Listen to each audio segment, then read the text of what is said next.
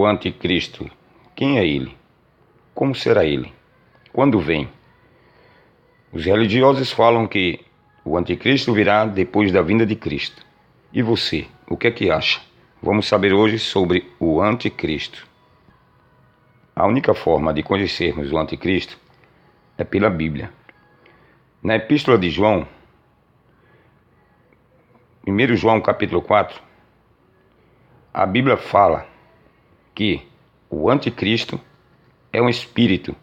João fala que a única forma de saber quem é anticristo ou não é quando nega-se Jesus. E quando confessa Jesus, este é aliado a Cristo. O anticristo não é uma pessoa, não é um governante que virá. O anticristo é um espírito. E João disse que há 2000 anos atrás, João disse que muitos se fizeram anticristo.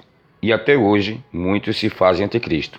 Negando o nome de Cristo, esse é o anticristo. Não é um governante que vem governar o mundo. Na época dos apóstolos, eles escreveram cartas, e as cartas ficaram registradas e espalhadas nas igrejas como que doutrina. E Paulo escreveu, numa dessas cartas, que viria o iníquo, ou seja, a palavra iníquo quer dizer aquele que conhece a verdade e não obedece. Porém, Paulo disse que o iníquo iria sentar no trono do cristianismo, governando o cristianismo, liderando o cristianismo. E esse iníquo iria perseguir toda a religião, tudo que se diz Deus. Portanto, o apóstolo Paulo fala que ele tinha o poder na mentira e queria ser igual a Deus, queria se parecer com Deus e queria tomar o lugar de Jesus Cristo. Porém, quando os apóstolos morreram, surgiram padres. Os presbíteros passaram a ser chamados de padres. E então, no ano 313, apareceu um imperador romano chamado Constantino e legalizou o cristianismo, matando e perseguindo todos aqueles que tivessem outra religião, assim como Paulo teria dito. Porém, esse Constantino levantou a primeira igreja católica apostólica romana, que é a diocese de São Pedro. Criou uma nova cidade com o nome dele, Constantinopla. E então, esse ditador, ele tornou-se assim o primeiro papa romano. Logo, Constantino reuniu os padres e o encarregado deles, que era Jerônimo, ficou encarregado de escrever uma Bíblia cristã. Juntando as cartas dos apóstolos, ele separou algumas e fez a primeira Bíblia católica, a Vulgata. Assim, passou a ter doutrina, uma nova doutrina. Então, o cristianismo, que não havia um líder, passou a ter um líder, e passou a ter uma igreja, e passou a ter uma doutrina nova. Foi daí que surgiu o papado, o homem que se denomina o vigário de Deus, o Cordeiro de Deus, aquele que tira o pecado do mundo. Assim ele se denomina, porque ele é responsável pelas almas de Deus aqui na terra. Ele é a ponte entre Deus e os homens. Ele é o mediador, segundo a Igreja Católica. Porém, este homem mandou esses papas de todos os séculos, mandou matar mais de 60 milhões de pessoas, perseguiram os protestantes e praticaram todo o autoritarismo e crueldade possível, porque ele estava sentado no trono do cristianismo, sentado no trono de Deus, querendo ser Deus. Porém, a doutrina católica não salvava almas, porque a salvação vem pelo nome de Jesus e pela fé ao próximo. Então, no Império Bizantino, por 1000 anos, a morte ficou presa. Como assim a morte ficou presa? O apóstolo Paulo, lá em Romanos capítulo 6, diz que quando a pessoa é batizada no nome de Cristo é revestido. Entrando na água e saindo simboliza sepultamento e uma nova vida. Assim, o homem morre para o mundo e nasce para Deus. No livro de Colossenses, capítulo 3, versículo 1 em diante, O apóstolo Paulo fala que a pessoa, quando é batizado e recebe uma nova vida, ela tem a sua vida retirada por Deus, levada aos céus, lá fica guardada e é enviado uma nova vida, a vida cristã, ao Espírito Santo para guiar o homem e comandá-lo, porque é assim que era. Então o homem, desde que confessa a Cristo, ele morreu pagando os seus pecados e retornou e vive uma vida completa, igual o Filho de Deus. Porém, nesse Império Bizantino, onde durou 1000 anos, a morte esteve presa. Porém, na Reforma, os homens passaram a morrer em Cristo novamente, porque havia um desligamento da igreja legalista, uma igreja dominadora que estava na frente do reino dos céus, não deixava ninguém entrar. Ela mesma não entrava e não deixava ninguém entrar.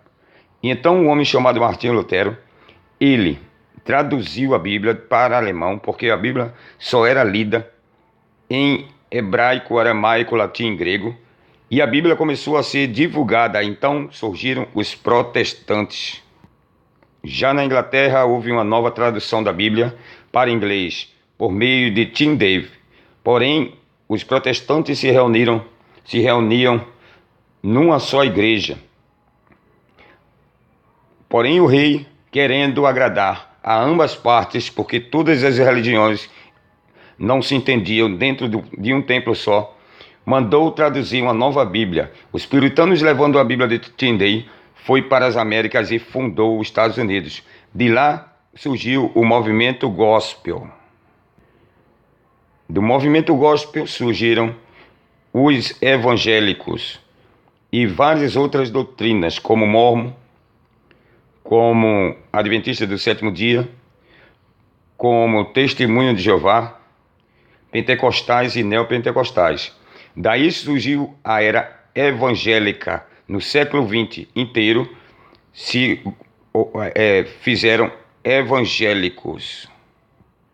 Porém, com a virada do século XXI, surgiram pentecostais, feiticeiros pentecostais, espíritas pentecostais, ubandistas, e eles adivinham a vida dos outros, decretam bênçãos e vitória, coisa que nunca havia, de 2000 anos até agora, nunca havia existido coisa parecida.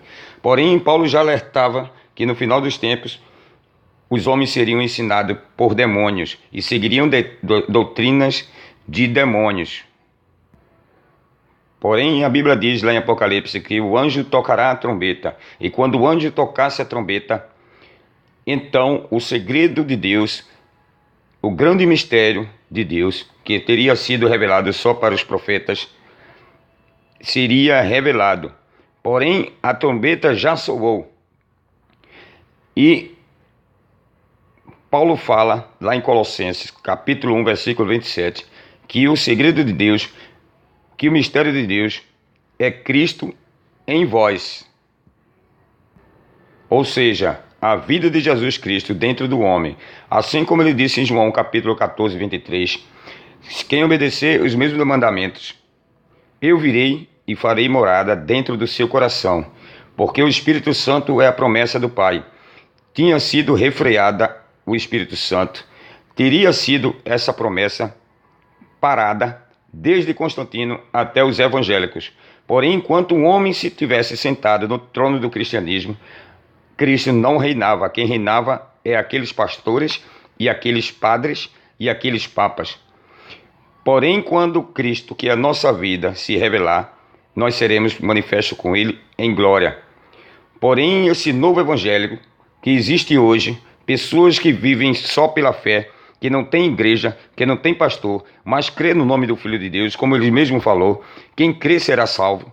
Crê tão somente, ele não recomendou mais nada, ele não recomendou padre, não recomendou papa, não recomendou pastor, nem congregação, nem nome de igreja. Ele disse, crê tão somente. Porque a promessa de Deus em Jeremias 31, 33 é esta: a minha lei as escreverei no seu coração, e as implantarei na sua mente, e não mais perguntarão quem sou eu, porque todos me conhecerão. Porém, o Evangelho, o reino de Deus, ele não é da terra, e sim do céu. Estevão foi apedrejado porque declarara dentro do templo de Israel, aonde Jesus teria chamado que ali a casa do meu pai, ele declarou que Deus poderoso não habita em templos feitos por mão de homens. O apóstolo Paulo também chegando e vendo uma religião, vendo uma congregação, ele se admirou e falou a mesma coisa, que Deus não habita em templos feitos por mão de homem. Porém, o próprio Deus habita dentro do homem. O homem é o próprio templo do Deus vivo. Lá em Apocalipse diz que quando o anjo tocou a trombeta,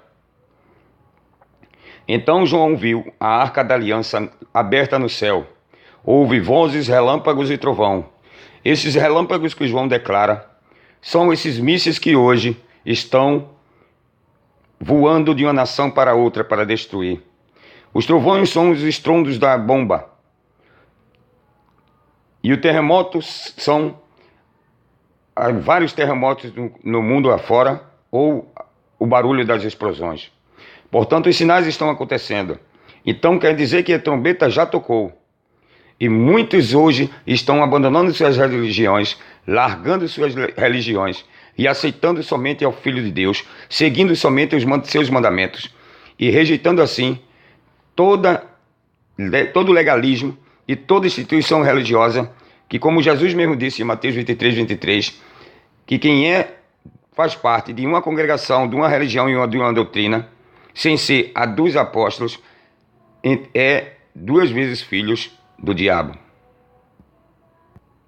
Resumindo, o anticristo que eles falam já veio no ano 313 e reinou até os evangélicos.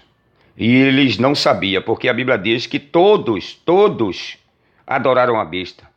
A Bíblia diz que todos a reverenciaram e seguiram a sua imagem, que é o crucifixo. A imagem mais adorada, mais reverenciada e beijada é o crucifixo. Então, esta é a imagem da besta.